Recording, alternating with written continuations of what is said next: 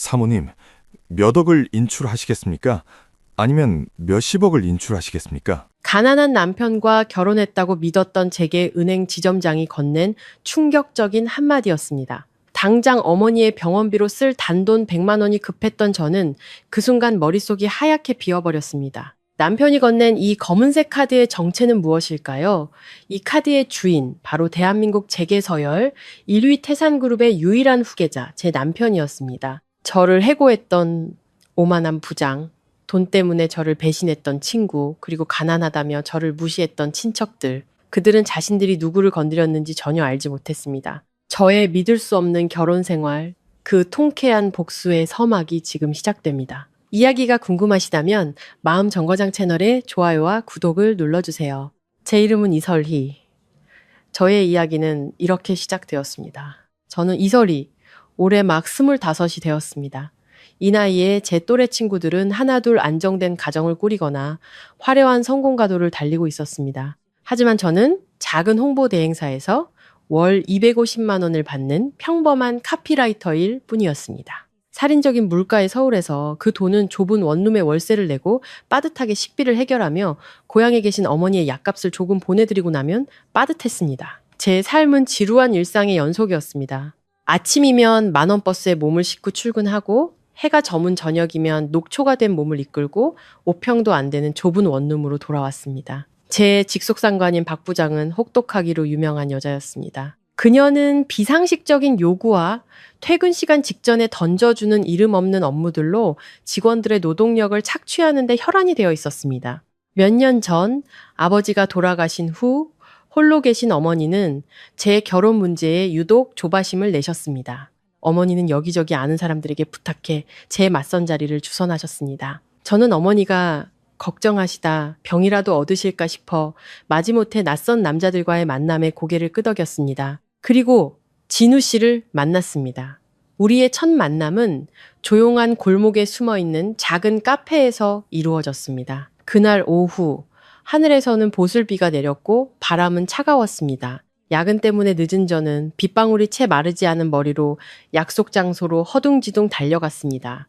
제가 문을 열고 들어섰을 때 진우 씨는 이미 그곳에 앉아 있었습니다. 그는 목 부분이 해진 옅은 푸른색 셔츠를 입고 있었고 차분한 표정과 온화한 미소에서는 보기 드문 진심이 묻어났습니다. 제가 추위에 몸을 움츠리는 것을 본 그는 상투적인 질문 대신 곧장 직원을 불러 따뜻한 생강차 한 잔을 주문했습니다. 그는 이런 날씨에는 따뜻한 차를 마셔야 위에도 좋고 감기도 예방할 수 있다고 말했습니다. 그 작은 배려에 오랫동안 집을 떠나 혼자 모든 것을 해결해온 제 코끝이 찡해졌습니다. 두 번째 만남은 주말 저녁 진우 씨가 제게 영화를 보자고 했을 때였습니다. 그는 영화관 로비에서 저를 기다리고 있었는데 손에는 생수 2병이 들려 있었습니다. 저는 왜 다른 젊은이들처럼 밀크티나 탄산음료를 사지 않았냐고 의아해하며 물었습니다. 그는 온화하게 웃으며 대답했습니다. 물이야말로 건강에 가장 좋은 음료잖아요. 그리고 미래를 위해 조금이라도 아끼고 싶기도 하고요. 그 말을 듣고 저는 그가 인색하다고 생각하기는커녕 오히려 이 남자의 진중하고 알뜰한 모습에 높은 점수를 주었습니다. 영화관에 들어가는 길에 제가 그만 계단에 발을 헛디뎌 팝콘통을 엎지르고 말았습니다. 팝콘이 바닥에 와르르 쏟아졌습니다. 다른 사람이었다면 분명 얼굴을 찌푸리거나 제 칠칠치 못함을 탓했을 겁니다. 하지만 진우 씨는 달랐습니다. 그는 재빨리 몸을 낮춰 앉아 휴지로 팝콘을 하나하나 정성껏 주워 쓰레기통에 버렸습니다. 그러면서도 제게 어디 다친 곳은 없는지 계속 물었습니다. 그때 저를 바라보던 그의 눈빛은 순수한 걱정 그 자체였습니다. 비웃음은 조금도 찾아볼 수 없었습니다. 세 번째 만남에서 우리는 단골 길거리 국밥집에 앉아 식사를 했습니다. 식사를 마친 후 저는 재빨리 지갑에서 돈을 꺼내 두 사람의 몫을 계산하려 했습니다. 진우 씨는 저를 바라보았고 그의 눈에는 놀라움과 감동이 섞인 이상한 빛이 스쳤습니다. 그날 밤 저를 원룸 골목까지 바래다 준 그는 갑자기 제 손을 잡았습니다. 그의 손은 크고 따뜻했으며 굳은 살이 박여 있었습니다. 그는 제게 진솔하게 청혼했습니다. 자신에게는 좋은 집도 차도 없다고 했습니다. 그저 작은 프로젝트 관리팀 직원일 뿐이라고. 월급은 겨우 먹고 살 정도지만 평생을 바쳐 저를 지키고 보살펴 주겠다고 약속했습니다. 저는 그의 눈을 깊이 들여다 보았습니다. 지난 25년의 세월 동안 저는 사람들의 가식과 경쟁에 너무나 지쳐 있었습니다. 진우 씨의 온화함, 진심, 그리고 너그러움이야말로 제가 그토록 갈망하던 평온한 안식처였습니다. 저는 고개를 끄덕였습니다. 우리의 결혼 결정은 만난 지 단 3일 만에 내려졌습니다. 저 자신도 놀랄 만큼 빠르고 순식간에 일어난 일이었습니다. 우리의 신혼 첫날 밤은 제 좁은 원룸에서 치러졌습니다. 진우 씨는 부모님과 함께 낡은 연립주택에서 살고 있어 부부 생활에 불편할 것이라고 말했습니다. 그는 다음 달 월급을 받으면 함께 더 넓은 아파트를 구해보자고 약속했습니다. 그가 가져온 가장 큰 재산은 페인트가 곳곳에 벗겨진 낡은 스쿠터 한 대가 전부였습니다. 그는 침대 가장자리에 앉아 매우 진지한 표정으로 지갑에서 은행카드 한 장을 조심스럽게 꺼내 제게 건넸습니다. 이것이 자신의 월급 카드라고 이제부터 집안의 모든 지출은 제가 결정하라고 말했습니다. 자신이 버는 돈은 모두 아내에게 맡기겠다고 했습니다. 저는 그 카드를 받아들고 환하게 웃었습니다. 저는 부부는 동고동락하는 것이니 돈이 많고 적음은 중요하지 않다고 서로 사랑하며 미래를 함께 짊어진다면 어떤 어려움도 극복할 수 있을 거라고 그에게 말했습니다. 결혼 후 셋째 날 아침, 저는 일찍 일어나 두 사람의 아침 식사를 준비했습니다. 진우 씨는 급하게 라면 한 그릇을 비우고 낡은 스쿠터를 끌고 나섰고 문단속 잘하라는 말을 남기고 출근했습니다. 저도 집을 정리하고 서둘러 버스를 타고 회사로 향했습니다. 모든 것이 평범한 하루처럼 흘러가던 그때 고향 이웃 아주머니의 번호로 전화가 걸려왔습니다. 수화기 너머로 아주머니의 다급한 목소리가 들려왔습니다. 어머니가 가슴을 부여잡고 극심한 고통을 호소하며 얼굴이 새파랗게 질렸다는 것이었습니다. 아주머니가 이미 구급차를 불러 어머니를 도립병원으로 모셨다고 했습니다. 심장이 돋는 것 같았습니다. 어머니는 원래 심장병 병력이 있으셨지만 몇 년간 꾸준히 약을 드신 덕에 증세가 호전되었는데 오늘 갑자기 재발한 것입니다. 저는 손발이 떨리는 것을 느끼며 박 부장의 사무실로 달려가 어머니를 돌보기 위해 반차를 내게 해달라고 부탁했습니다. 박 부장은 미간을 찌푸리며 펜을 책상에 세게 내려놓았습니다. 그녀는 차갑게 말했습니다. 일이 산더미처럼 쌓였고 오늘 오후에 고객에게 넘겨야 할 프로젝트가 있는데 당신이 쉬면 사직서나 쓰시지. 분노가 치밀어 올랐습니다. 저는 망설임 없이 사원증을 벗어 책상 위에 던지며 퇴사하겠다고 단호하게 선언했습니다. 지금 저에게 어머니의 생명보다 중요한 것은 없었습니다. 다른 모든 거는 무의미했습니다. 회사를 뛰쳐나오며 가방을 뒤졌습니다. 끔찍하게도 제 은행 계좌에는 고작 20만 원 남짓이 전부였습니다. 지난달 저축한 돈은 어머니께 지붕 수리하시라고 전부 보내드렸던 것입니다. 20만 원으로 어떻게 병원 보증금을 내고 심장병 응급 약값을 감당할 수 있을까요? 극심한 공황 상태가 저를 덮쳤습니다. 차들로 붐비는 사거리 한복판에서 저는 목 놓아 울기 시작했습니다. 가장 절망적인 순간 진우 씨가 떠올랐습니다. 저는 떨리는 손으로 남편에게 전화를 걸었습니다. 신호음이 2번 울리자 전화가 연결되었습니다. 진우 씨의 목소리는 가을 호수처럼 차분하고 따뜻했습니다. 제가 흐느끼는 소리를 듣고도 그는 서둘러 말을 끊지 않고 제가 이야기를 마칠 때까지 끈기 있게 기다려 주었습니다. 어머니가 응급실에 실려갔다는 것을 알자 그의 목소리는 매우 단호해졌습니다. 그는 제게 그 자리에 가만히 서서 심호흡을 하며 마음을 가라앉히라고 했습니다. 진우 씨는 제게 원룸으로 돌아가 그의 옷장 서랍을 열어보라고 했습니다. 서랍 가장 안쪽 구석에 검은색 은행 카드가 하나 있을 거라고. 그는 그 카드를 가지고 가장 가까운 은행 지점으로 가서 돈을 찾으라고 말했습니다. 어머니를 위해 필요한 만큼 얼마든지 인출하라고. 그는 회사에 양해를 구하고 바로 제게 오겠다라고 했습니다. 남편의 말을 듣고 저는 즉시 택시를 잡아 원룸으로 돌아갔습니다. 그가 말해준 위치를 뒤져보니 정말로 단단한 검은색 카드가 있었습니다. 카드 표면에는 옅은 금색으로 정교하게 도돌새김된 문양이 있었습니다. 그때는 어머니 걱정에 정신이 없어서 카드의 특이함을 전혀 눈치채지 못했습니다. 저는 이것이 진우 씨가 몇 년간 아끼고 모은 비상금 통장 같은 것이라고 생각했습니다. 아마 카드에 몇백만 원 정도는 들어있을 거라고. 카드를 손에 쥔 저는 이 어려운 순간에 그를 제 곁으로 보내주신 하늘에 감사했습니다. 저는 카드를 꽉 쥐고 제 신분증을 챙겨 회사 근처 큰 길가에 있는 대형은행 지점으로 달려갔습니다.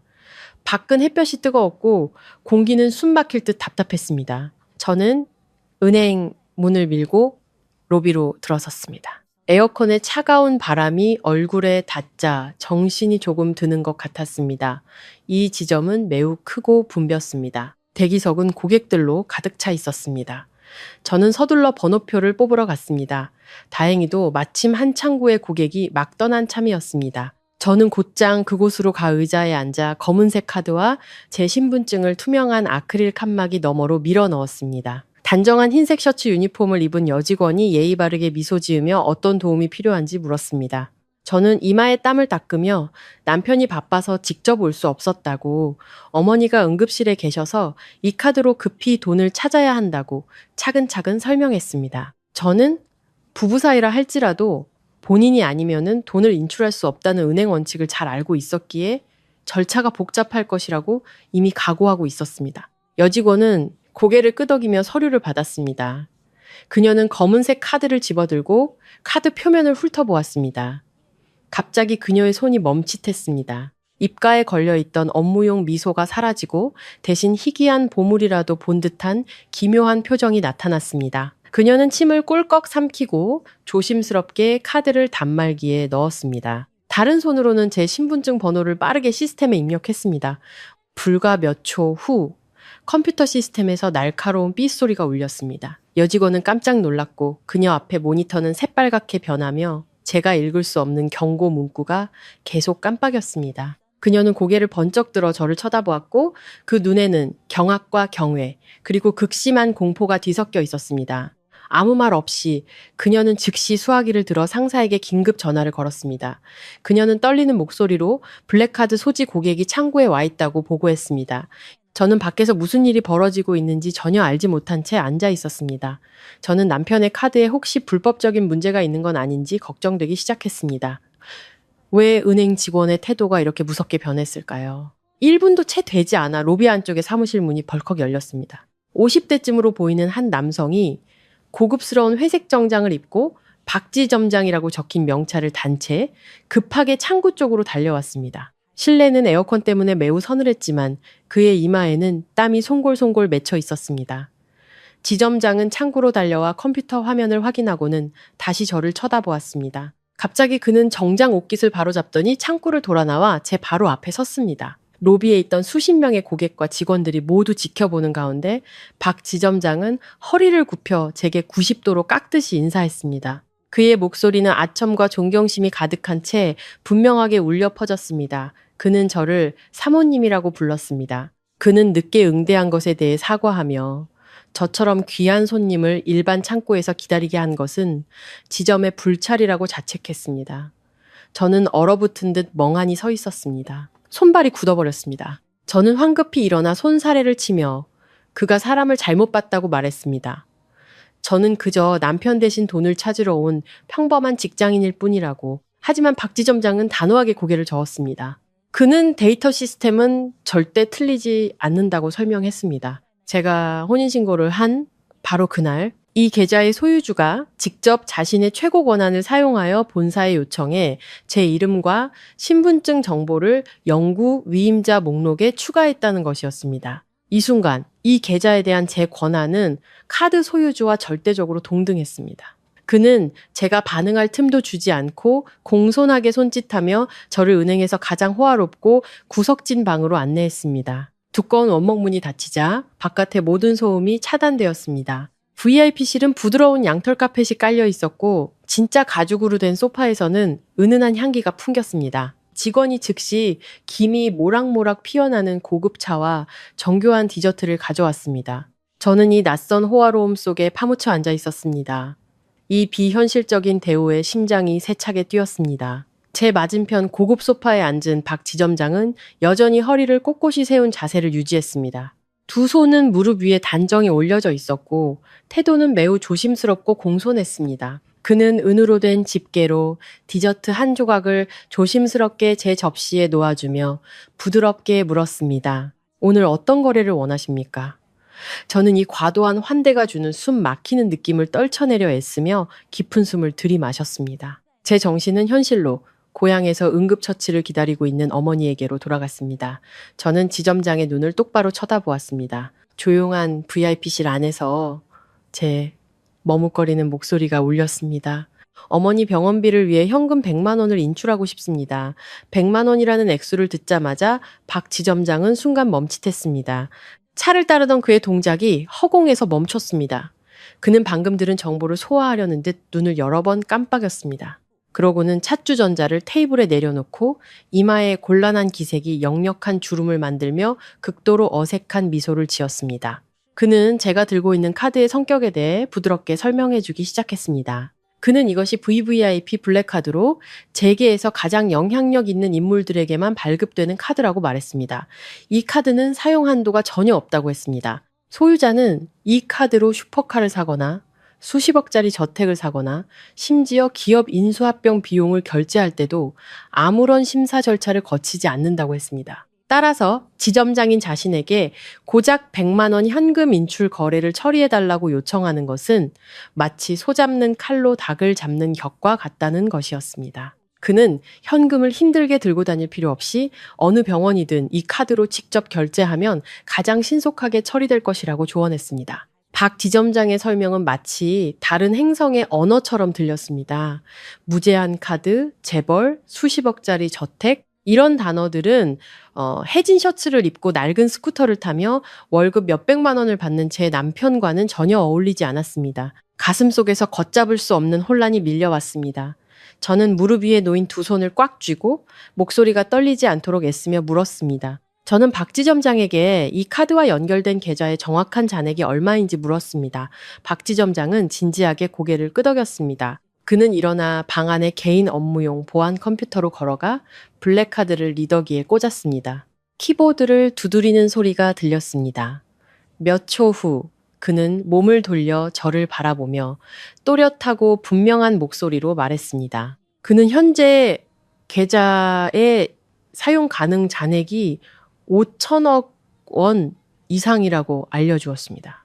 그것도 이 계좌와 연계된 주식 및 부동산 투자를 제외한 금액이라고 했습니다. 5천억 원. 그 숫자는 제 머릿속에서 천둥처럼 울렸습니다.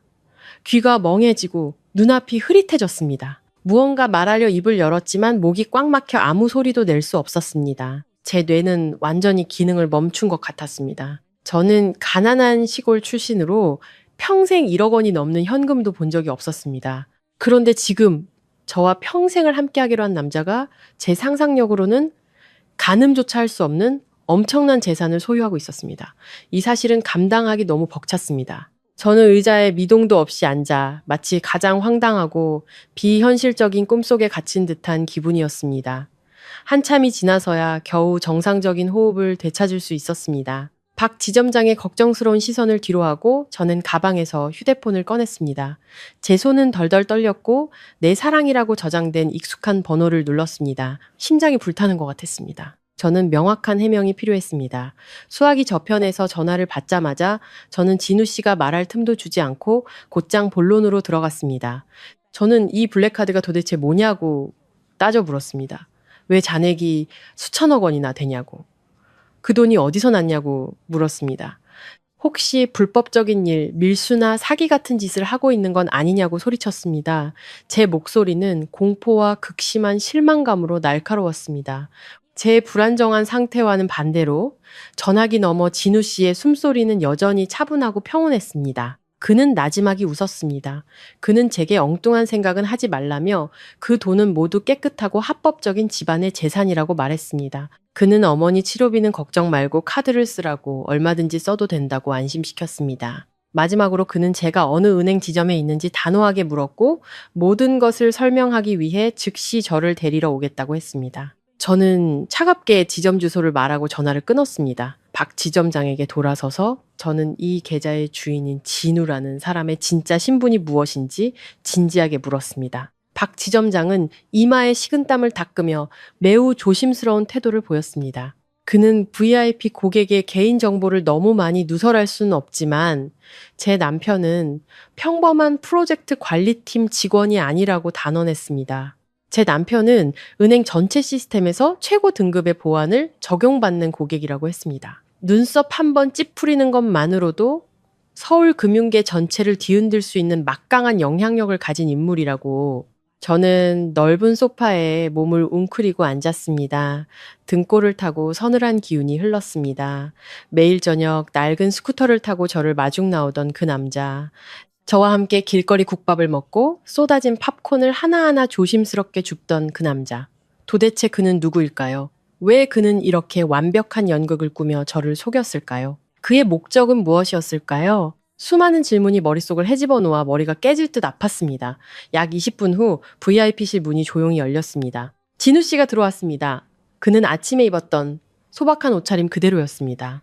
익숙한 옅은 푸른색 셔츠, 조금 낡아 보이는 정장 바지, 그리고 뒤축이 다른 국산 운동화. 그의 모습은 이 방의 호화롭고 돈 냄새 나는 분위기와는 완전히 동떨어져 있었습니다. 하지만 그를 보자마자 박 지점장은 즉시 차렷 자세로 서서 극도로 공손하게 허리 굽혀 인사하며 입으로는 계속 사장님을 불렀습니다. 진우 씨는 지점장을 무시하고 그의 시선은 오직 저를 향해 있었습니다. 그는 긴 걸음으로 제가 앉아 있는 곳으로 다가왔습니다. 제 창백한 얼굴을 보고 그는 안타까운 표정을 지었습니다. 그는 제 앞에 무릎을 꿇고 앉아 그의 크고 거친 두 손으로 차갑게 떨고 있는 제 두 손을 감쌌습니다. 그의 손에서 전해져 오는 익숙한 온기에 코끝이 시큰해졌습니다. 그는 미안함이 가득한 낮은 목소리로 말했습니다. 저를 속여서 미안하다고, 어머니가 아프신 와중에 이런 큰 충격을 받게 해서 미안하다고 했습니다. 그는 제 손을 꼭 잡고 제 눈을 똑바로 바라보며 처음부터 지금까지 저를 향한 자신의 감정은 모두 진심이며 단 한 점의 거짓도 없었다고 단언했습니다. 그는 제게 모든 것을 설명할 기회를 달라고 간청했습니다. 저는 그의 손을 세게 뿌리치고 거리를 두기 위해 두 걸음 뒤로 물러섰습니다. 속았다는 생각에 가슴이 터질 듯 아팠습니다. 어릴 때부터 부모님은 제게 가난해도 깨끗하게, 초라해도 향기롭게 살아야 하며 정직을 삶의 근본으로 삼아야 한다고 가르치셨습니다. 그래서 저는 그에게 단호하게 말했습니다. 어떤 이유가 있든 거짓으로 시작된 결혼은 받아들일 수 없다고. 마음을 정리할 혼자만의 시간이 필요하며 오늘 오후 바로 원룸에서 짐을 빼겠다고 말했습니다. 말을 마치자마자 저는 등을 돌려 이 숨막히는 VIP실을 빨리 빠져나가 어머니가 계신 고향으로 돌아가려 했습니다. 하지만 진우 씨가 한 발 빨랐습니다. 그는 길고 단단한 팔을 뻗어 뒤에서 저를 꼭 껴안았습니다. 그의 팔은 제가 아무리 발버둥 치고 때려도 절대 놓아주지 않을 것처럼 단단했습니다. 그의 뜨거운 숨결이 제 목덜미에 닿으며 다급함을 전했습니다. 그는 간절함과 진심이 극에 달한 잠긴 목소리로 말했습니다. 제게 딱 10분만 시간을 내어 모든 진실을 털어놓게 해달라고 애원했습니다. 10분 후에도 제가 떠나겠다면 절대 막지 않겠다고. 제가 저항을 멈추자 진우 씨는 부드럽게 제 몸을 돌려 가죽 소파에 앉혔습니다. 그는 제 앞에 똑바로 섰고 그의 큰 키가 천장 조명을 가렸습니다. 깊은 숨을 한번 들이신 후 그는 자신의 진짜 신분을 당당하게 밝혔습니다. 그는 바로 태산그룹의 유일한 후계자이자 현직 총괄 사장이었습니다. 태산그룹이라는 이름이 들리자 제 귀는 정말로 멍해졌습니다. 경제뉴스에 관심이 없는 저조차도 태산그룹이 이 도시에서 가장 강력한 민간 기업이며 수많은 대규모 부동산 프로젝트, 번화한 쇼핑몰, 그리고 전국에 걸친 거대한 투자 펀드를 손에 쥐고 있다는 것을 알고 있었습니다. 그 가문의 재산은 수조 원에 달했고 그 뿌리는 매우 깊고 견고했습니다. 명예와 권력의 정점에 서 있는 그런 사람이 어째서 저처럼 가난한 출신의 광고 카피라이터와 선을 보기 위해 가난한 프로젝트 관리팀 직원인 척 연기까지 해야 했을까요? 진우 씨는 제 옆에 천천히 앉아 먼 곳을 바라보며 과거의 일들을 회상했습니다. 그는 저를 만나기 전 부모님과 사업 파트너들이 주선한 선을 18번이나 봤다고 털어놓았습니다. 그 여자들은 명문가 출신이 아니면 상류층에서 이름난 미인대회 출신의 유명 인사들이었습니다. 처음에는 모두 매우 고상하고 우아하며 전형적인 교수처럼 행동했다고 합니다. 하지만 그의 진짜 신분과 그가 가진 막대한 재산을 알게 되자마자 그들의 태도는 180도 돌변했습니다. 그들은 노골적으로 아첨하며 달콤한 거짓말로 그의 환심을 사려 애썼습니다. 그들이 그를 보는 눈빛은 평생을 함께할 남자를 보는 눈이 아니라 보물 창고를 발견한 사냥꾼의 눈빛이었습니다. 그는 말을 이었습니다. 그 여자들은 돈을 아낄 줄 몰랐다고. 만난 지 얼마 되지도 않아. 수백만 원짜리 명품 가방부터 유럽의 호화로운 여행까지 사치스러운 선물들을 요구했습니다. 그들은 그의 가족 재산을 당연히 누려야 할 것으로 여겼고 그 돈을 벌기 위한 땀과 눈물에는 전혀 관심이 없었습니다. 그렇게 노골적으로 드러난 속물군성은 그를 혐오감에 빠뜨렸고 진정한 사랑에 대한 믿음을 완전히 잃게 만들었습니다. 그는 그 여자들이 자신의 돈과 결혼하려는 것일 뿐 자신의 본질이나 진정한 모습에는 전혀 관심이 없다는 것을 깨달았습니다. 그래서 먼 친척의 주선으로 저와 선을 보게 되었을 때 그는 자신의 모든 신분을 숨기기로 결심했던 것입니다. 그는 회사 경비 아저씨에게 낡은 옷 한 벌을 빌리고 낡은 스쿠터를 사서 평범한 직원이라고 자신을 소개했습니다. 그는 시험해보고 싶었습니다. 가난할 때 자신과 함께 고생할 수 있는 여자, 전통적인 가정의 가치를 지킬 줄 아는 아내를 찾고 싶었습니다. 그리고 그때 제가 나타났습니다. 그는 추운 비 오는 날의 데이트를 다시 떠올렸습니다. 제가 허름한 카페 앞에서 전혀 불평하거나 얼굴을 찌푸리지 않았던 것을. 그는 영화관 데이트 때 제가 다른 화려한 여자들처럼 비싼 음료나 간식을 요구하지 않고 기쁘게 생수를 마셨던 것을 기억했습니다. 그리고 가장 특별했던 것은 길거리 국밥집에서의 저녁이었습니다. 제가 망설임 없이 주머니에서 쌈짓돈을 꺼내 국밥값을 계산하려던 그 행동이 그의 마음속 단단했던 방어벽을 완전히 무너뜨렸다고 했습니다. 그는 제가 물질에 연연하지 않고 순수한 존중과 친절함으로 자신을 대한 유일한 여자라고 단언했습니다. 그에게 있어 저의 선량함과 정직한 품성은 수만 개의 비싼 명품보다 훨씬 더 귀중했습니다. 그것이 그가 불과 3일 만에 제게 청혼하기로 결심한 이유였습니다. 그는 저처럼 가정교육을 잘 받은 여자를 놓친다면 남은 평생 동안 다시는 진정한 사랑을 찾지 못할 것이라고 굳게 믿었기 때문입니다. 진우 씨의 마음 깊은 곳에서 우러나온 고백을 들으며 제 마음속의 분노는 어느새 눈 녹듯 사라졌습니다. 저는 고개를 들어 그의 깊고 검은 눈동자를 바라보았습니다. 그 눈에는 만인 위에 군림하는 오만한 재벌 총수의 모습도 비즈니스 세계의 노련한 사업가의 교활함도 없었습니다. 오직 진심, 사랑에 대한 갈망, 그리고 상실에 대한 뚜렷한 두려움만이 존재했습니다. 저는 긴장을 풀고 우리가 처음 만난 날부터 그가 보여준 다정한 행동들을 떠올렸습니다. 비 오는 날 추위를 쫓아준 따뜻한 생강차 한 잔부터 제가 민망하지 않도록 영화관 바닥에 쏟아진 팝콘을 묵묵히 주워주던 모습, 그리고 청혼할 때 굳은 살이 박인 손으로 제 손을 굳게 잡아주던 그 순간까지 이런 사소한 디테일들은 결코 거짓 연기일 수 없었습니다. 저를 향한 그의 감정은 진짜였고 그의 관심과 보살핌도 진짜였습니다. 오직 가난한 직원이라는 설정만이 그가 자신의 사랑을 지키기 위해 만든 유일한 거짓이었습니다. 진정한 사랑과 평온한 안식처를 생각하면 상대를 시험하기 위한 약간의 숨김 정도는 충분히 이해하고 용서할 수 있을 것 같았습니다. 제 표정이 부드러워진 것을 보고 진우 씨의 어깨에 들어갔던 힘도 많이 풀렸습니다. 그는 안도의 한숨을 길게 내쉬었습니다. 그는 정장 안주머니에 손을 넣어 다른 은행 카드 한 장을 꺼냈습니다. 이 카드는 신비로운 검은색이 아니라 반짝이는 백금색이었습니다.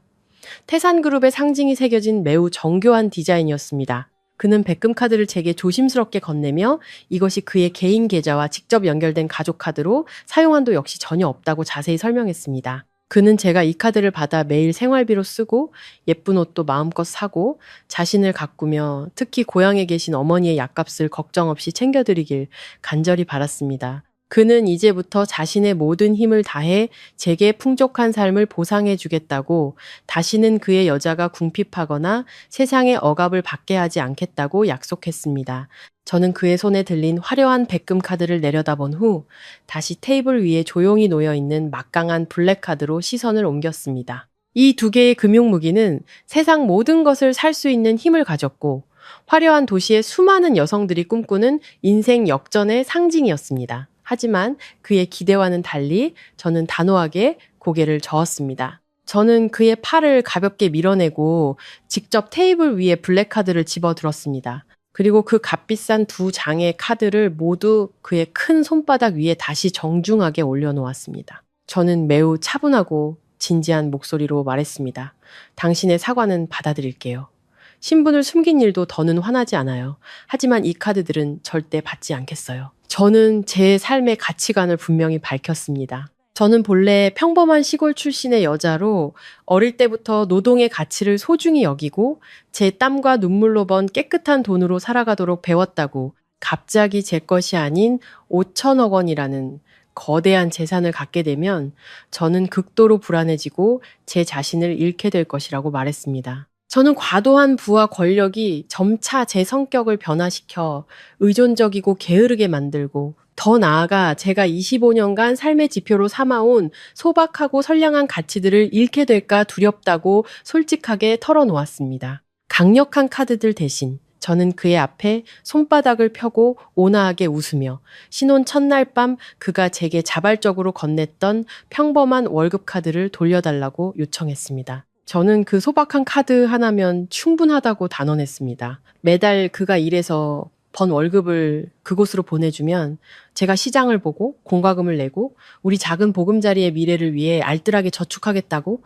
사실 박 지점장의 설명을 통해 저는 그 월급 카드조차 매달 수천만 원이 들어온다는 것을 이미 알고 있었습니다. 평범한 가정의 생활비로는 충분하고도 남는 금액이었습니다. 진우 씨는 저를 멍하니 바라보았습니다.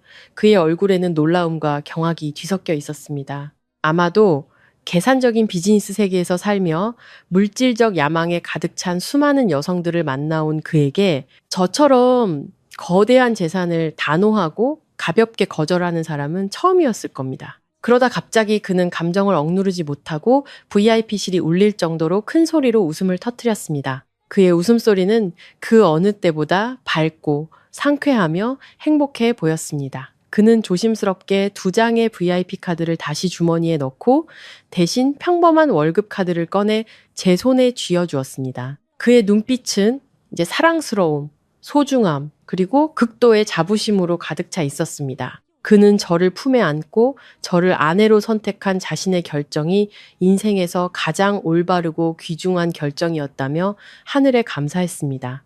마음속 가장 큰 응어리가 완전히 풀리고 나서야 저는 아침에 은행으로 달려왔던 본래 목적, 바로 어머니의 응급 병원비를 마련하는 것이었음을 퍼뜩 깨달았습니다. 걱정이 다시 밀려왔습니다. 저는 황급히 의자 위에 가방을 집어들고 진우 씨에게 빨리 창고에 가서 돈을 찾자고 재촉했습니다. 제가 허둥대는 것을 보고 진우 씨는 급히 제 두 어깨를 잡고 더 이상 병원비에 대해 아무것도 걱정할 필요가 없다고 차분하게 안심시켰습니다. 제가 집을 뛰쳐나왔을 때 그는 이미 즉시 개인 비서에게 지시하여 도립병원 원장과 직접 연락하도록 했다는 것이었습니다. 입원 수속, VIP 병실, 그리고 응급처치와 가장 비싼 약값까지 모든 비용 결제가 이미 완벽하게 처리되었다고 했습니다. 이제 우리 부부가 해야 할 일은 즉시 차를 타고 고향으로 내려가 어머니의 건강 상태를 직접 살피는 것뿐이었습니다. 그의 말을 듣고서야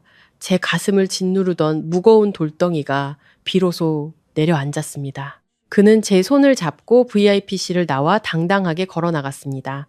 로비 밖에는 박 지점장과 모든 은행 직원들이 어느새 두 줄로 가지런히 서 있었습니다. 우리가 나오자 그들은 일제히 허리를 굽혀 극도로 공손하게 작별 인사를 했습니다. 저는 평범한 삶에 익숙해 이런 권력의 과시에는 아직 적응할 수 없었습니다. 저는 고개를 숙이고 그의 뒤를 따라 정문을 향해 빠르게 걸어 나갔습니다. 은행 계단을 막 내려서자마자 번호판이 매우 멋진 검은색 벤츠 한 대가 우리 앞에 미끄러지듯 멈춰 섰습니다. 나이가 지긋한 한 남성이 검은 정장에 흰 장갑을 끼고 차에서 내려 공손하게 뒷좌석 문을 열어주었습니다. 저는 잠시 망설이며 주위를 둘러본 후 진우 씨를 보며 물었습니다. 아침에 타고 온 그 낡고 삐걱거리던 스쿠터는 어디 갔냐고. 아내의 전곡을 찌르는 질문에 진우 씨는 마치 잘못을 저지른 아이처럼 머리를 긁적이며 멋쩍게 웃었습니다. 그는 결국 울지도 웃지도 못할 진실을 털어놓았습니다. 그 스쿠터는 가난한 사람 연기를 하기 위해 비서를 시켜 교회 중고시장에서 10만 원을 주고 사온 소품이었다고. 그런데 산 스쿠터의 품질이 너무 나빠서 중간에 배터리가 방전되는 바람에 태산그룹의 사장인 그가 땡볕 아래에서 땀을 뻘뻘 흘리며 스쿠터를 끌고 가야 했다고 합니다. 그가 들려주는 어설픈 역할극 이야기를 듣자 저는 화가 나면서도 웃음이 터져 나오는 것을 참을 수 없었습니다.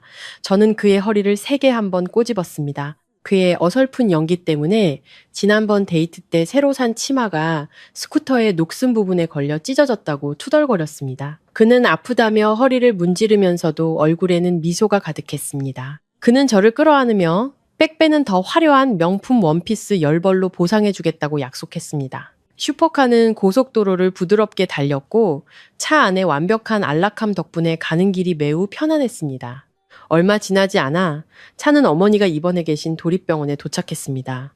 넓고 밝은 VIP 병실에 들어서자 어머니가 링거를 맞으며 누워 계셨습니다. 안색은 아침보다 훨씬 혈색이 돌고 생기가 있어 보였습니다. 우리가 허둥지둥 들어서는 것을 보고 어머니는 기뻐하며 몸을 일으키려 하셨습니다. 진우 씨는 재빨리 병상으로 다가가 매우 예의 바르고 정중한 몸짓으로 어머니를 다시 눕혀드렸습니다. 그는 부유한 신분에서 흔히 볼 수 있는 거리감이나 오만함을 전혀 보이지 않았습니다. 그는 직접 칼을 들어 사과를 깎고 꿀을 약간 탄 따뜻한 물 한 잔을 장모님 손에 직접 들려주었습니다. 그는 가슴 통증과 호흡곤란 같은 증상들을 세심하게 물어보고 모든 내용을 개인 휴대폰에 꼼꼼히 기록했습니다. 어머니를 안심시키기 위해 잠시 대화를 나눈 후 그는 잠시 업무 전화를 하고 오겠다며 정중하게 양해를 구했습니다. 잠시 후 병실로 돌아온 진우 씨의 손에는 비서가 막 가져온 고급 제비집과 원형 그대로의 인삼 몇 상자가 들려 있었습니다. 그는 기쁜 얼굴로 우리 모녀에게 개인적인 인맥을 통해 서울중앙병원 최고의 심장 전문의 교수님과 직접 연락했다고 알렸습니다. 그는 이번 주말에 어머니의 심장 건강 상태를 전체적으로 재검사하고 근본적인 치료 계획을 세우기 위해 정밀 검사 일정을 모두 잡아두었다고 했습니다. 병원에서의 숙식, 왕복, 교통편, 그리고 진료비까지 모든 것을 그가 A부터 Z까지 완벽하게 처리해 놓았다고. 사위의 꼼꼼한 보고를 들은 어머니는 매우 감동하여 눈시울이 붉어졌습니다. 어머니는 제 손을 꼭 잡고 우리 딸이 복이 많아 이렇게 세심하고 착하며 처가의 큰일까지 도맡아주는 남편을 만났다고 칭찬하셨습니다. 어머니는 우리 부부에게 서로 아끼고 이해하며 살아야 한다고, 부부가 한마음이면 동해바다도 말릴 수 있다고 당부하셨습니다. 이때 어머니는 귀한 사위의 진짜 신분을 전혀 알지 못했고 그저 성실하고 부지런하며 효심이 지극한 평범한 직장인이라고만 생각하셨습니다. 어머니의 만족스러운 미소와 저를 바라보는 진우 씨의 따뜻하고 사랑스러운 눈빛을 보며 제 마음속에는 크나큰 평온함이 차올랐습니다. 돈은 분명 중요하지만 도덕성을 갖추고 우서른을 공경할 줄 아는 남편이야말로 인생에서 가장 귀한 자산이었습니다. 어머니의 건강을 돌보느라 바빴던 며칠이 지나고 우리 부부의 삶은 점차 평온한 궤도로 돌아왔습니다. 이전 회사에서의 일을 겪은 후 저는 정식으로 사직서를 제출하기로 결정했습니다. 진우 씨는 제가 잠시 휴식을 취하며 건강을 돌보고 노동자를 더 존중해주는 새로운 직장을 찾는 것을 전적으로 지지해 주었습니다. 매일 진우 씨는 여전히 평범한 직장인처럼 정시에 출근하는 습관을 유지했습니다. 저녁 퇴근 후에는 집에 돌아와 저와 함께 팔을 걷어붙이고 따뜻한 저녁 식사를 준비하고 집안을 청소했습니다. 그는 제 소박한 생활 방식을 매우 존중해 주었고 그의 가족이 사는 화려한 저택으로 당장 이사 가야 한다고 강요하지 않았습니다. 우리는 익숙한 작은 원룸에서 계속 생활했고 단지 편의를 위해 새 냉장고와 세탁기만 추가로 들여놓았습니다. 모든 것이 꿈처럼 평화롭게 흘러갔습니다. 그러던 어느 바람 부는 주말 오후, 저는 미나로부터 만나자는 메시지를 받았습니다. 미나는 낯선 사람이 아니라 우리가 학생이었던 시절부터 10년 동안 동고동락해온 제 가장 친한 친구였습니다. 미나는 서울에서 가장 번화하고 비싼 거리에 위치한 유럽 왕실 스타일의 고급 애프터눈 티 카페에서 만나자고 했습니다. 제가 유리문을 밀고 들어갔을 때 미나는 이미 창가 작은 테이블에 우아하게 앉아 있었습니다. 그녀는 한정판 명품 실크 원피스를 입고 있었고 손목에는 다이아몬드가 박힌 시계가 조명에 반사되어 반짝였습니다. 가난했던 대학 시절, 라면 한 봉지를 나눠 먹으며 반갑게 인사하던 모습과는 완전히 달랐습니다. 오늘 미나의 태도에서는 차가움, 거만함, 그리고 탐색하는 듯한 기색이 느껴졌습니다. 그녀는 웨이터를 불러 제게 비싼 국화차 한 잔을 주문해 주었고 날카로운 눈빛으로 제가 입고 있는 평범한 옷을 위아래로 훑어보았습니다. 어떤 신비한 정보망을 통해서인지 미나는 진우 씨의 진짜 신분을 속속들이 파악하고 있었습니다. 그녀는 입꼬리를 올리며 비웃었습니다. 그 비웃음에는 빈정거림이 가득했고 질투심 섞인 신랄한 말들을 쏟아내기 시작했습니다. 그녀는 비꼬는 투로 말했습니다. 시골 출신에 외모도 평범하고 특별할 것 하나 없이 늘 분수를 지키며 살던 제가 태산그룹의 유일한 황태자를 낚을 만큼 대단한 수완을 가졌을 줄은 정말 몰랐다고. 그녀는 계속해서 악의적인 단어들로 제 인격을 폄하했고 제가 비열한 수법으로 남자를 등에 업고 명문가에 입성했다고 암시했습니다. 저는 10년 지기 친구의 입에서 나오는 독설을 조용히 듣고 있었습니다. 심장이 수천 개의 날카로운 바늘에 찔리는 것처럼 아팠습니다. 저는 목까지 차오르는 분노를 억누르며 침착하게 그녀에게 우리 결혼은 순수한 사랑에서 비롯된 것이라고 설명하려 했습니다. 저는 결혼 전까지 그의 엄청난 배경에 대해 전혀 몰랐다고. 하지만 미나는 차갑게 손을 내저으며 제 말을 끊었고 얼굴에는 경멸과 무시가 가득했습니다. 갑자기 그녀는 태도를 180도 바꾸어 가식적으로 친한 척하며 다가왔습니다.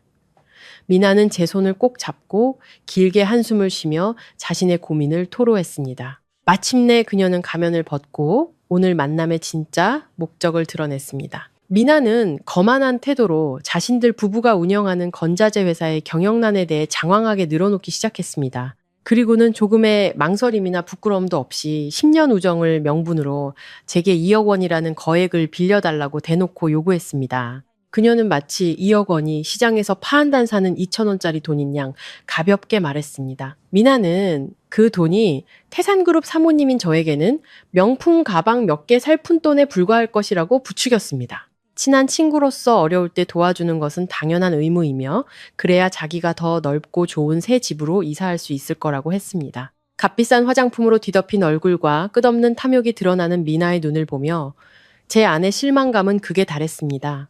10년간 끈끈하게 이어온 우리의 청춘. 결국 그녀의 눈에 우리 우정의 가치는 고작 2억 원짜리였던 것입니다. 제가 그토록 소중히 여겼던 우정은 돈의 마력에 완전히 변질되어 노골적인 이용과 탐욕의 악취를 풍기고 있었습니다. 저는 천천히 미나의 손에서 제 손을 빼냈고 표정은 극도로 차가워졌습니다. 저는 깊은 숨을 한번 들이쉬고 그녀의 환상을 단호한 거절로 깨뜨릴 준비를 했습니다. 제가 막 입을 열어 절교를 선언하려던 그 순간 고급 찻집의 유리문이 밖에서 거칠게 열렸습니다. 진우 씨가 나타났습니다. 그는 한치의 흐트러짐도 없는 수제 다크그레이 정장을 입고 있었고 비즈니스 세계의 생사 여탈권을 쥔 최고 경영자의 권위적이고 냉철하며 압도적인 기운을 뿜어냈습니다. 그의 바로 뒤에는 충직한 비서가 검은색 가죽 서류 가방을 들고 따라오고 있었습니다. 그의 압도적인 등장은 즉시 카페 안 모든 손님들의 호기심과 경계심, 어린 시선을 끌었습니다. 진우 씨는 긴 걸음으로 우리 테이블을 향해 똑바로 걸어왔습니다. 그의 얼굴은 얼음장처럼 차가웠고 집에서 보여주던 온화하고 너그러운 미소는 찾아볼 수 없었습니다. 그의 날카로운 눈빛은 단검처럼 미나를 향했고 그녀는 깜짝 놀라 비싼 국화차 찻잔을 테이블에 세게 내려놓았습니다. 뜨거운 찬물이 밖으로 튈 정도였습니다. 진우 씨는 제 바로 옆 벨베드자를 끌어당겨 앉았고 단단한 팔로 제 어깨를 감싸 안았습니다. 마치 누구도 침범할 수 없는 자신의 소유임을 확고히 하는 듯 했습니다. 인사도 없이 그는 턱짓으로 비서를 가리켰습니다. 즉시 비서가 한 걸음 앞으로 나와 서류 가방을 열고 두꺼운 서류 뭉치를 미나의 바로 앞에 툭 던졌습니다. 진우 씨는 긴 손가락으로 유리 테이블을 가볍게 두드렸습니다.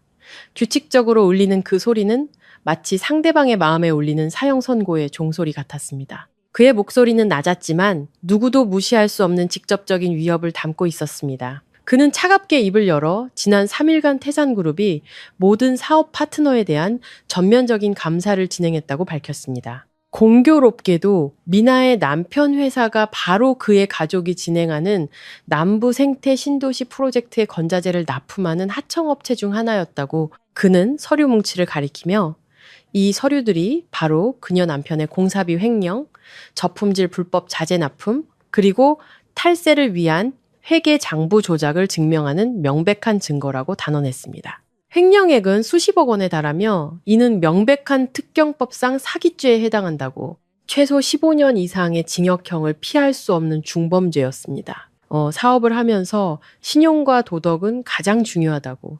태산그룹의 공사 품질에 해를 끼치는 양심 없는 하청업체는 절대 살아남을 수 없다고 했습니다. 이 말을 듣자 미나의 얼굴은 핏기 하나 없이 창백해졌습니다. 붉은 립스틱을 바른 그녀의 입술은 쉴 새 없이 파르르 떨렸고 말을 잇지 못했습니다. 그녀는 공황 상태에 빠져 떨리는 손으로 서류를 한 장 한 장 넘겨보았고 식은땀이 이마를 흠뻑 적셨습니다. 그녀에게 변명할 기회조차 주지 않고 진우 씨는 가장 단호하고 잔인한 어조로 최후의 경고를 날렸습니다. 그는 태산그룹의 힘이라면 당장 내일이라도 그녀 남편을 고소해 감옥에 보내고 하룻밤 사이에 온 가족을 파산시키고 사회에서 매장시키는 것은 식은 죽먹기라고 말했습니다. 그는 미나를 똑바로 가리키며 앞으로 다시는 그가 소중히 여기는 아내를 귀찮게 하거나 이용하려 하거나 무례한 태도를 보이지 말라고 엄중히 경고했습니다. 만약 그녀가 제게 단 한마디라도 모욕적인 말을 더한다면 이 서류는 즉시 검찰청으로 넘어갈 것이라고.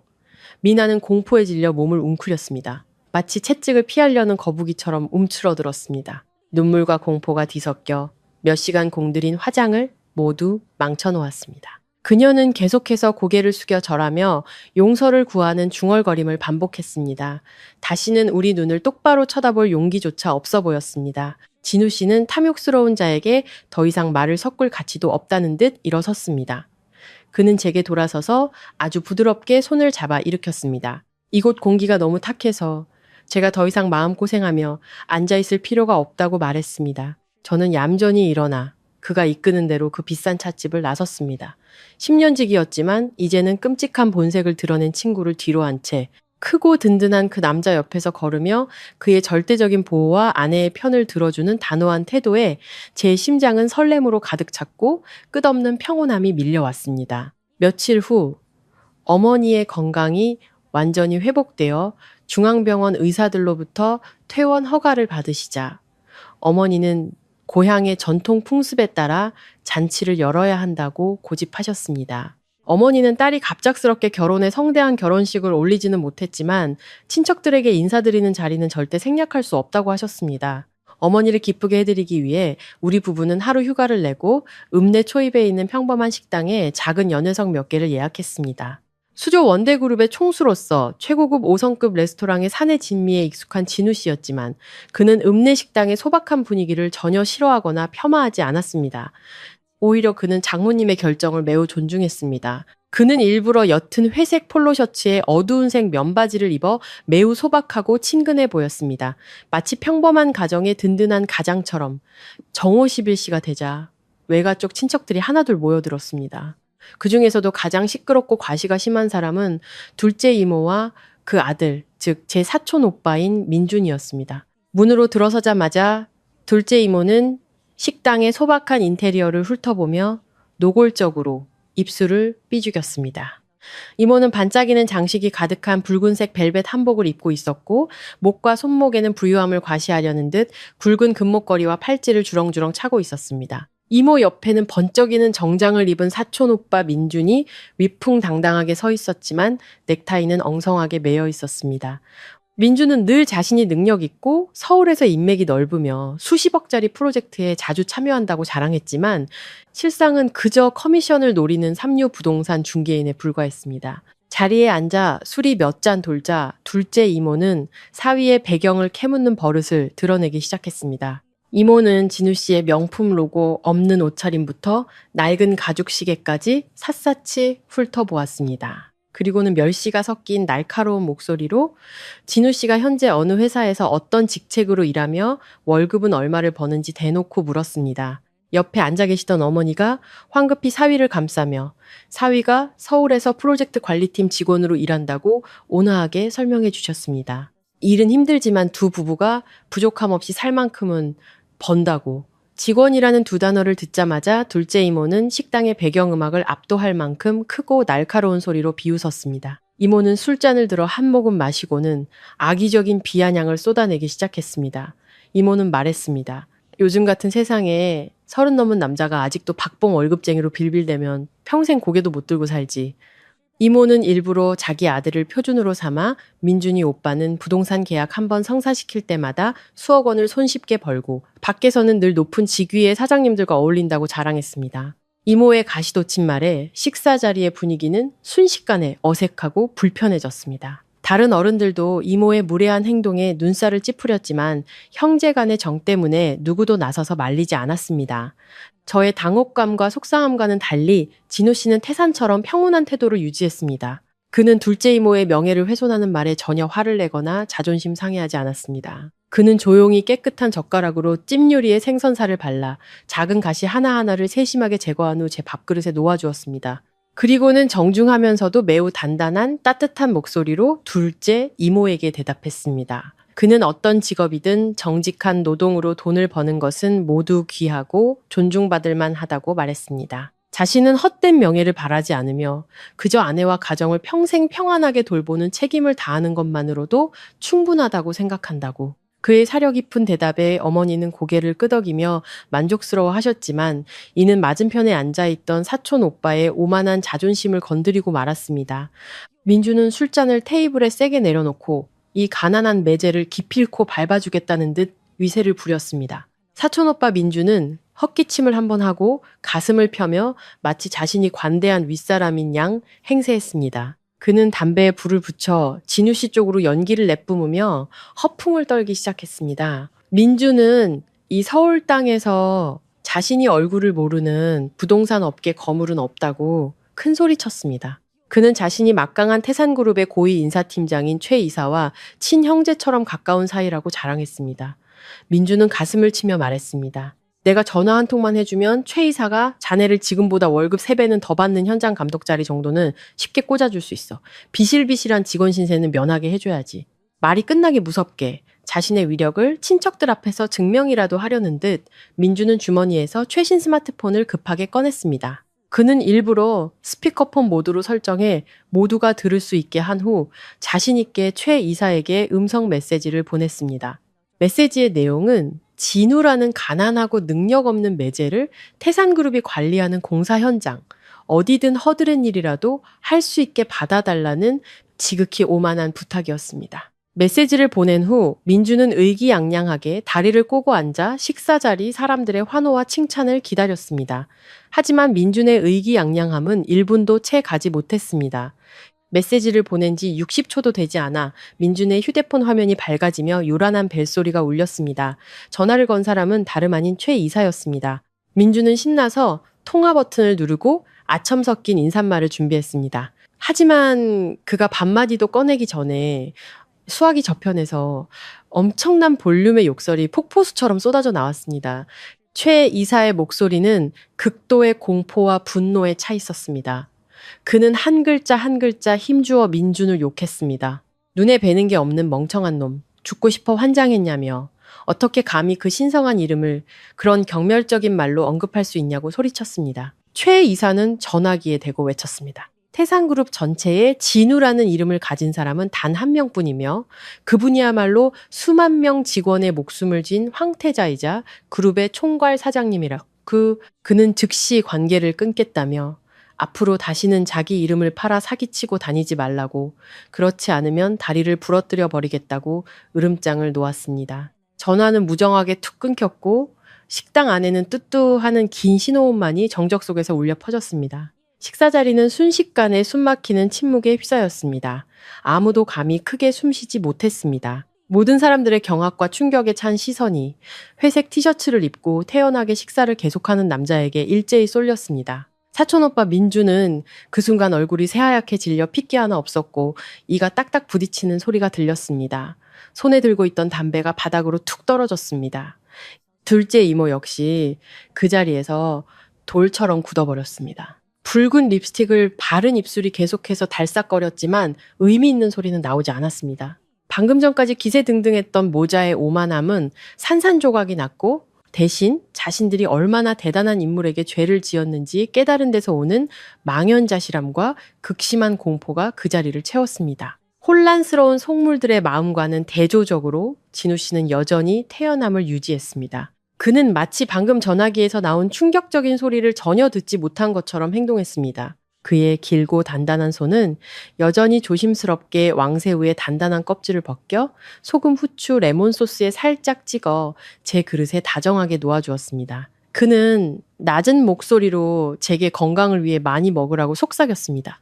그에게 있어 편협한 사람들의 조롱은 신경 쓰거나 대응할 가치조차 없는 것이었습니다. 그의 침묵과 군자다운 풍모야말로 늘 물질적인 잣대로 사람의 품격을 평가하는 자들의 얼굴에 날리는 가장 치명적이고 고통스러운 한방이었습니다. 잔치는 속물들의 망연자 실험 속에서 끝났지만 제 마음속에는 대지하구 나지로이라는 말처럼 지혜로우면서도 자신을 낮출 줄 아는 남편에 대한 크나큰 자부심을 깊이 새겨주었습니다. 다음 날 예정된 계획대로 진우 씨는 저를 그의 부모님께 정식으로 인사시키기 위해 집으로 데려갔습니다. 이미 시댁의 엄청난 신분을 알고 있었지만 새 며느리로서 처음 인사드리는 날의 긴장감은 저를 안절부절 못하게 만들었습니다. 아침 6시부터 저는 옷장 속 모든 옷을 꺼내 입어보기 시작했습니다. 저는 거울 앞에서 이 옷 저 옷을 갈아입으며 안절부절 못했고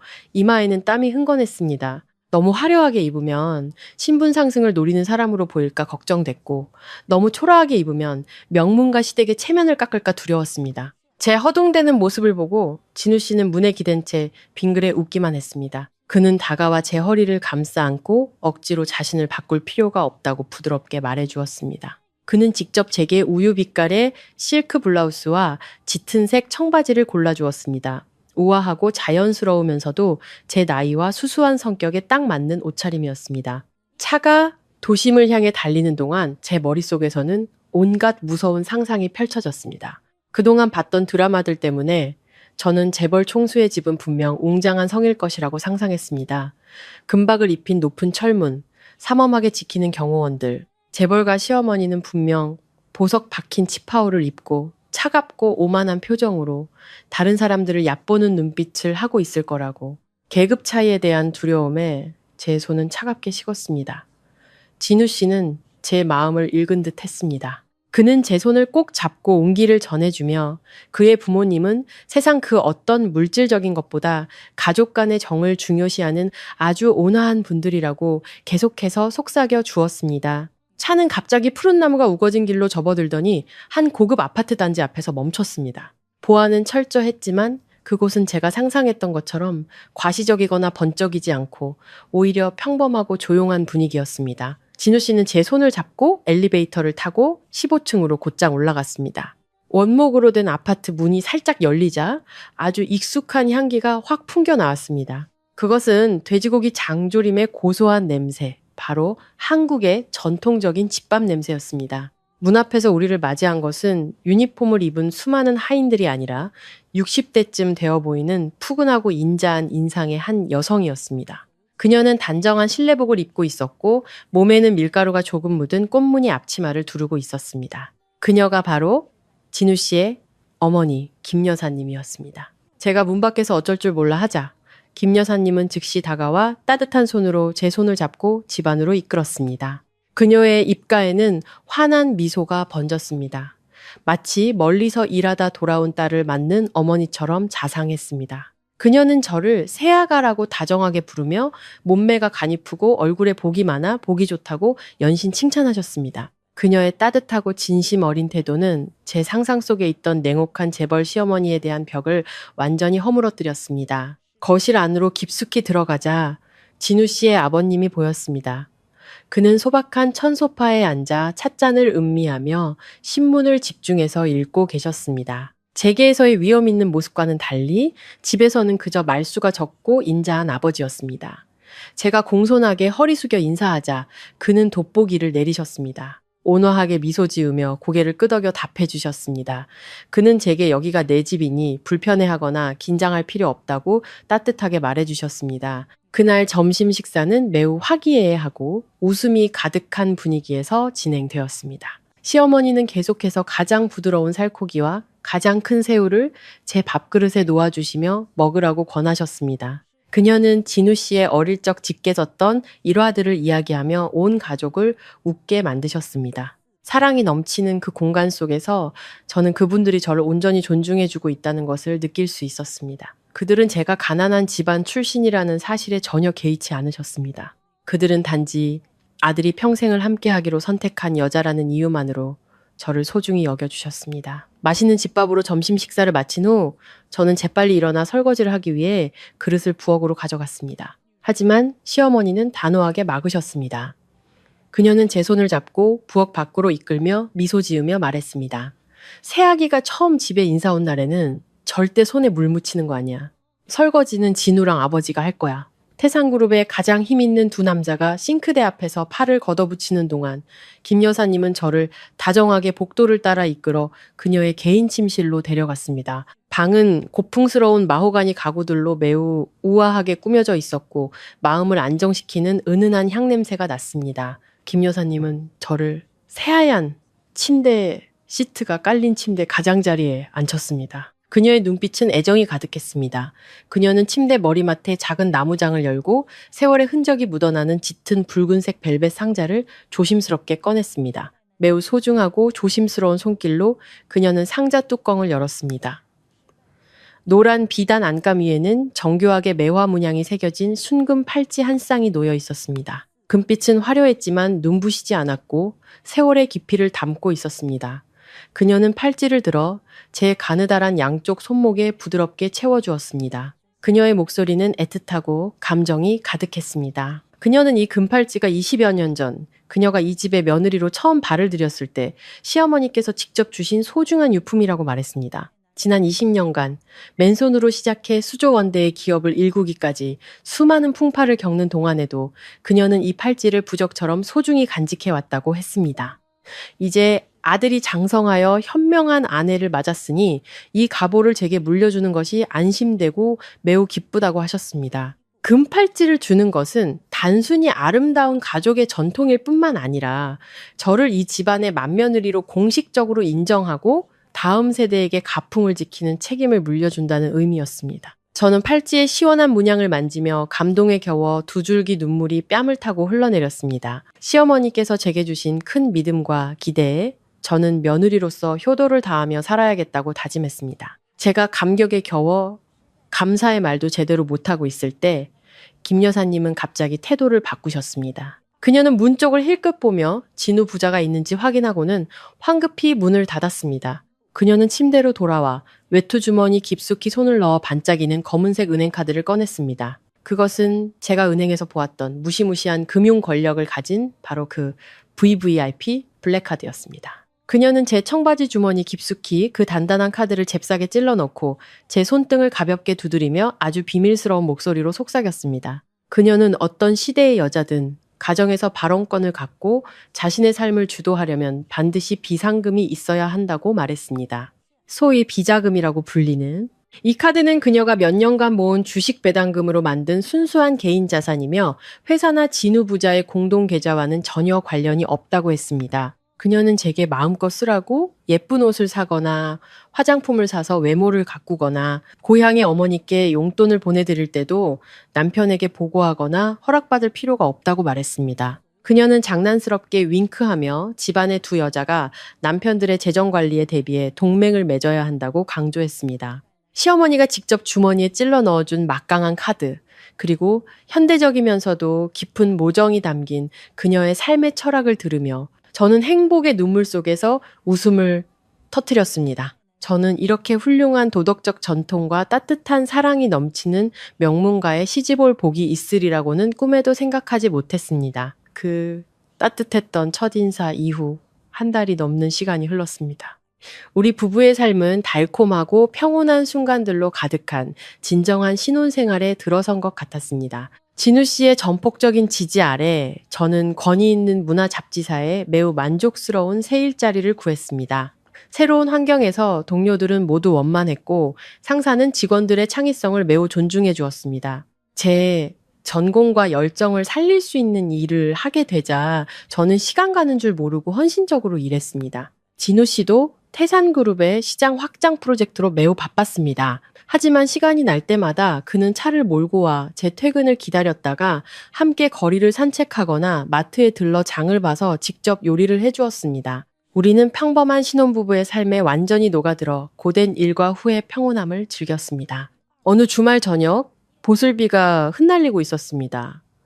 다음날 아침까지 인쇄소에 넘겨야 할 특별 기획 기사가 있어서 저는 회사에 남아 야근을 하기로 결정했습니다. 사무실 안은 매우 조용했고 규칙적으로 울리는 키보드 소리만이 들렸습니다. 제가 마지막 문장을 정신없이 입력하고 있을 때 책상 위에 휴대폰이 요란하게 울렸습니다. 화면에는 고향 동네 통장님의 익숙한 번호가 떠 있었습니다. 불길한 예감이 등골을 타고 흘러 저는 몇 초간 망설이다 겨우 전화를 받았습니다.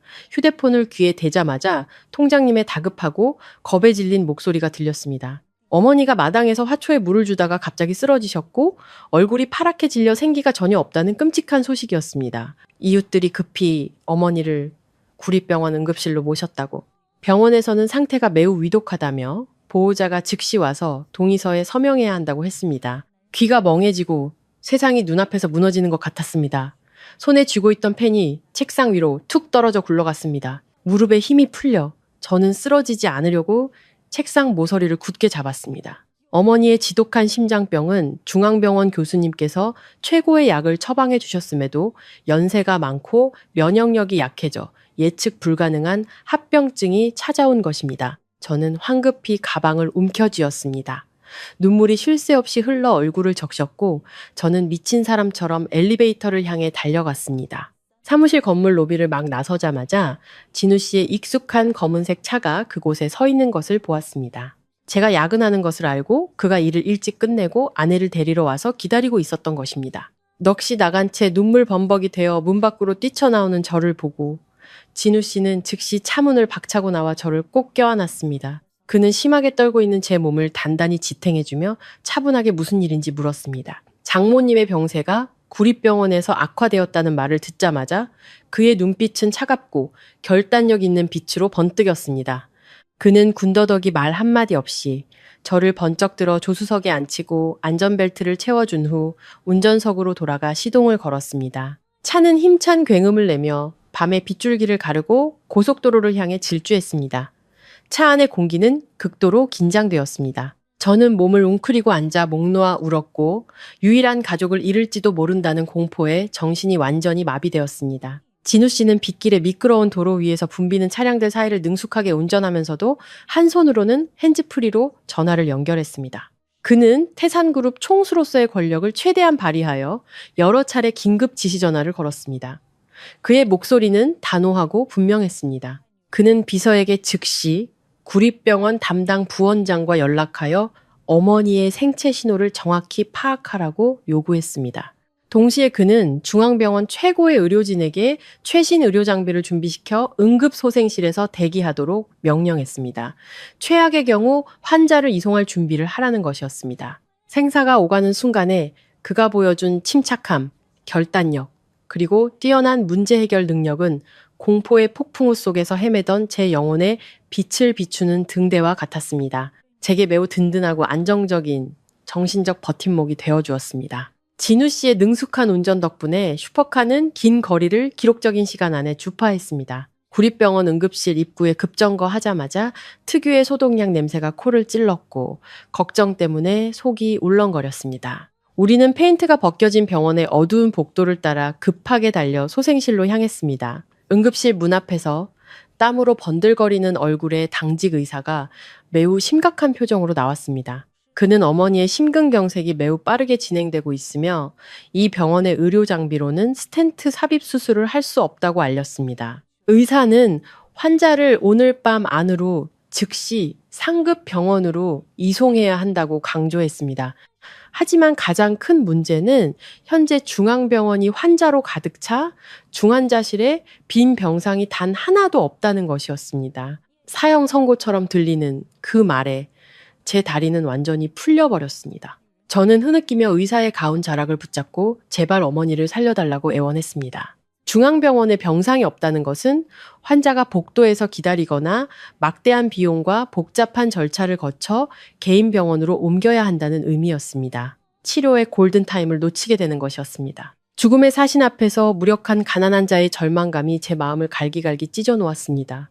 제가 절망의 나락으로 떨어지던 바로 그 순간 진우 씨가 앞으로 나섰습니다. 그는 단단한 팔로 제 어깨를 감싸 제가 쓰러지지 않도록 지탱해 주었습니다. 그는 의사에게 잠시 설명을 멈추라고 손짓한 후 정장 주머니에서 개인 휴대폰을 꺼냈습니다. 그는 간단한 번호 하나를 눌러 중앙병원 원장의 내부 직통 회선으로 바로 전화를 걸었습니다. 이때 진우 씨의 태도는 평소의 겸손함이 아니라 모든 상황을 지배하는 군주의 기품이 넘쳤습니다. 그는 단호하고 명령적인 어조로 원장에게 즉시 최고의 VIP 병실을 마련하고 최고의 흉부외과 수술팀을 동원하여 하급병원에서 이송되는 위중한 응급 환자를 받을 준비를 하라고 요구했습니다. 그 권위 있는 전화 한 통 후 불과 2분 만에 전체 의료 시스템이 보이지 않는 힘에 의해 활성화된 듯 했습니다. 사이렌 소리가 고요한 밤을 갈랐습니다. 모든 생명 유지 장치가 갖춰진 도시 최고의 최신 구급차가 구립병원 정문 앞에 미끄러지듯 멈춰 섰습니다. 전문 간호사와 의사팀이 신속하게 들것을 밀고 와 어머니를 인계받았고 병원 직원들의 놀라움 속에서 곧장 차에 태웠습니다. 구급차를 따라가는 내내 진우 씨는 제 손을 꼭 잡고 있었습니다. 그의 시선은 굳건하게 앞을 향했고 모든 폭풍으로부터 저를 지켜주었습니다. 중앙병원에 도착했을 때 병원장과 전문 의료진이 이미 자동문 앞에서 대기하고 있었습니다. 어머니는 즉시 관상동맥 중재술을 위한 수술실로 옮겨졌습니다. 모든 행정 절차와 병원비 보증금은 태산그룹의 절대적인 보증 아래 생략되었습니다. 극도의 긴장 속에서 3시간이 넘게 흐른 후 마침내 수술실에 불이 꺼졌습니다. 교수님이 미소를 지으며 나와 수술이 매우 성공적이었다고 알려주었습니다. 어머니는 위기를 넘겼고 24시간 전담 간호사가 돌보는 넓은 VIP 회복실로 옮겨졌습니다. 텅 빈 병원 복도에 서서 소독약 냄새를 맡았지만 더 이상 숨 막히지 않았습니다. 억눌렀던 모든 감정이 터져 나왔습니다. 저는 진우 씨의 단단한 가슴으로 달려가 그를 꼭 껴안고 목 놓아 울었습니다. 제 눈물이 그의 비싼 셔츠를 흠뻑 적셨습니다. 저는 어머니가 살아나신 기쁨에, 그가 가져다준 막강한 권력과 재력에 대한 감사함에, 그리고 우리 가족을 향한 그의 무조건적인 보호에 감격하여 울었습니다. 진우 씨는 제 헝클어진 머리를 쓰다듬었습니다. 그는 제 이마에 부드럽게 입을 맞추고 사랑이 가득한 따뜻한 목소리로 속삭였습니다. 그는 제 어머니가 곧 자신의 어머니라고 말했습니다. 한 가족이 되었으니 무슨 일이 생기든 부부가 함께 짊어질 것이라고. 다시는 절대 저 혼자 고통받게 하지 않겠다고. 최첨단 기술을 이용한 시기적절한 의료 개입과 VIP 병실에서의 세심한 간호 덕분에 어머니의 건강은 기적적인 속도로 회복되었습니다. 어머니가 병원에서 요양하시는 열흘 동안 진우 씨는 저를 설득하여 이사를 결정했습니다. 그는 15제곱미터의 좁고 낡은 원룸은 심장 수술을 받은 환자가 회복하기에 좋은 환경이 아니라고 차근차근 설명했습니다. 어머니의 안전을 최우선으로 생각했기에 저는 태산그룹 소유의 넓고 안전한 고급 아파트로 이사하는 것에 동의했습니다. 덕분에 의사가 어머니의 심장 상태가 안정되었다는 진단서를 발급하고 퇴원을 허락하자마자 우리 부부는 정식으로 어머니를 새롭고 쾌적한 보금자리로 모셔와 매일 정성껏 돌볼 수 있게 되었습니다. 폭풍우가 지나가고 평온한 삶이 다시 눈앞에 펼쳐질 것이라고 생각했습니다. 그러나 예상치 못한 큰 사건이 갑자기 닥쳐와 우리 작은 가족의 고요한 공간을 완전히 뒤흔들었습니다. 사건의 발단은 진우 씨가 어머니를 위해 중앙병원의 고위 인력을 직접 동원한 것이었습니다. 그 권력 과시는 우연히 언론계 정보원들의 눈에 띄었습니다. 그들은 사건들을 추적하고 연결하기 시작했고 의료진으로부터 정보를 사들여 마침내 충격적인 사실을 발견했습니다. 사생활이 베일에 쌓여있던 태산그룹의 황금 독신남 황태자가 비밀리에 혼인신고를 했다는 것. 그리고 그 재벌 총수의 마음을 사로잡은 사람이 명문가의 영예가 아니라 지극히 평범한 서민층 출신의 가난한 집안 여자라는 사실이었습니다. 이 소식은 마른 장작 더미에 던져진 불씨처럼 즉시 타올라 도시의 수많은 인터넷 뉴스와 연예 잡지의 일면을 장식했습니다. 맑게 갠 토요일 아침, 저는 어머니께 드릴 비둘기죽 재료를 사기 위해 집 근처 재래시장으로 가려고 플라스틱 바구니를 들었습니다. 아파트 정문을 막 나서자마자 제 눈앞에 펼쳐진 끔찍하고 혼란스러운 광경에 저는 그 자리에서 얼어붙었습니다. 수십 대의 언론사 로고가 붙은 차량이 길 양옆에 즐비하게 주차되어 있었습니다. 수십 명의 사진 기자들이 무거운 방송용 카메라와 긴 렌즈를 장착한 디지털 카메라를 들고 어느새 진을 치고 있었습니다. 제가 나타나는 것을 보자마자 그들은 마치 벌떼처럼 일제히 제게 몰려들어 뚫고 나갈 수 없는 인간 벽을 만들었습니다. 수십 개의 온갖 로고가 붙은 마이크가 제 얼굴 바로 앞에 들이밀어졌습니다. 카메라 플래시가 쉴 새 없이 터져 눈이 부시고 머리가 어지러웠습니다. 무례하고 개인을 공격하는 질문들이 쉴 새 없이 쏟아졌습니다. 그들은 제가 어떤 비열한 수법으로 진우 씨를 유혹했는지 계속해서 캐물었습니다. 신분 상승을 노린 신데렐라가 된 기분이 어떠냐고, 혹시 임신을 빌미로 억지 결혼을 한 것 아니냐고 물었습니다. 악에 찬 날카로운 말들이 고막을 찢어놓아 저는 극도의 공황 상태에 빠졌습니다. 저는 몇 걸음 뒤로 물러나 두 손으로 얼굴을 가려 스스로를 보호했습니다. 숨이 막히고 답답함이 밀려왔습니다. 제가 그 난폭한 군중에 밀려 뒤로 넘어지려는 순간 뒤에서 강력한 힘이 제 허리를 휘감아 안전한 품 안으로 끌어당겼습니다. 익숙한 남성적인 향기와 시원한 민트 향이 코를 찔렀고 저는 정신을 차릴 수 있었습니다. 진우 씨가 제때 나타난 것이었습니다. 그는 간편한 운동복 차림이었고 얼굴은 천둥 번개를 동반한 먹구름처럼 새까맣게 굳어 있었습니다. 그의 눈빛은 칼날처럼 날카로웠습니다. 그는 군중을 향해 즉시 거리를 두라고 위험 있게 소리쳤습니다. 그는 큰 몸으로 제 등 뒤에서 저를 완전히 가려주었고 한 손으로는 아내에게 들이대는 마이크들을 거칠게 밀쳐냈습니다. 가장 차갑고 단호한 태도로 그는 사생활을 침해하는 모든 인터뷰 질문에 답하기를 거부하며 아내의 명예를 훼손하는 기사를 쓰는 개인이나 단체는 누구든 고소하겠다고 엄중히 경고했습니다.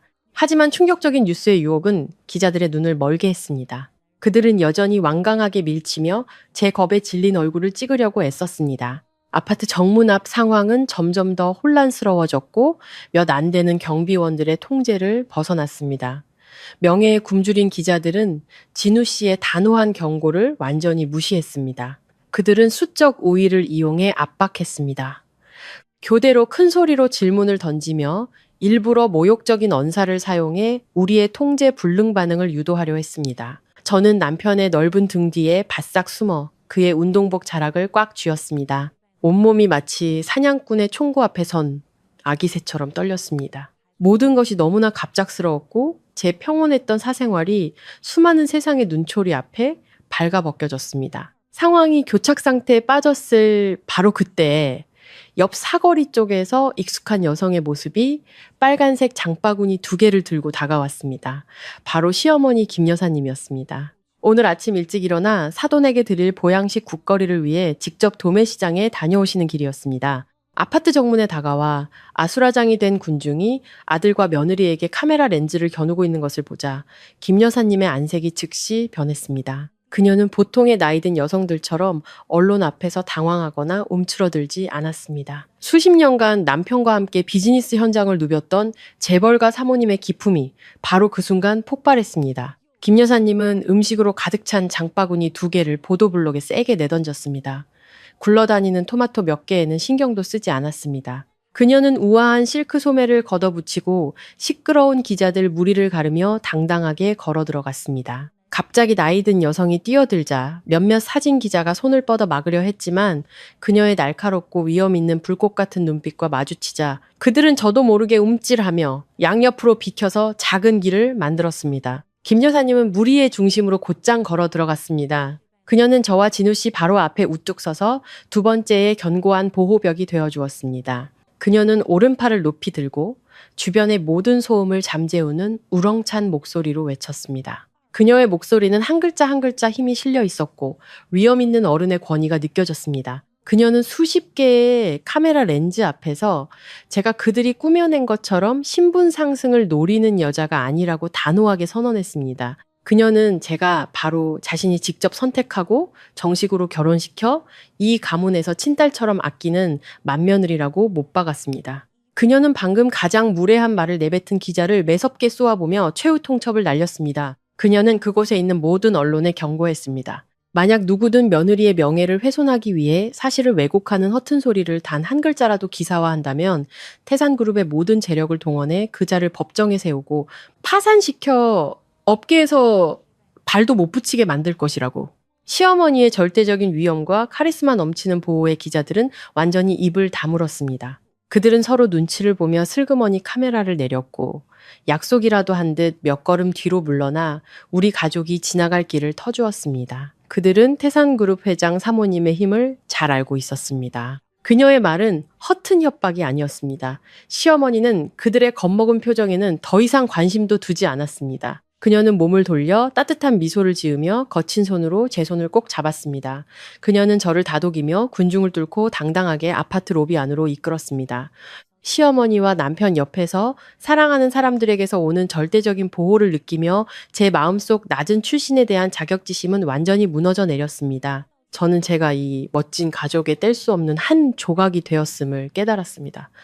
아파트 정문에서의 기자소동은 시어머니의 위험으로 잘 해결되었지만 진우 씨는 공식적인 발표가 없으면 탐욕스러운 언론이 계속해서 가족의 평온한 삶을 위협할 것이라고 생각했습니다. 그날 밤 어머니가 잠드신 후 진우 씨는 저를 서재로 불렀습니다. 그는 저를 자신의 무릎에 앉히고 허리를 감싸 안으며 태산그룹 사모님으로서의 제 신분을 세상에 공개하는 것에 대해 제 의견을 부드럽게 물었습니다. 수많은 풍파를 겪고 시댁의 절대적인 보호를 목격한 후 저는 더 이상 숨거나 두려워할 이유가 없었습니다. 저는 미소 지으며 고개를 끄덕였습니다.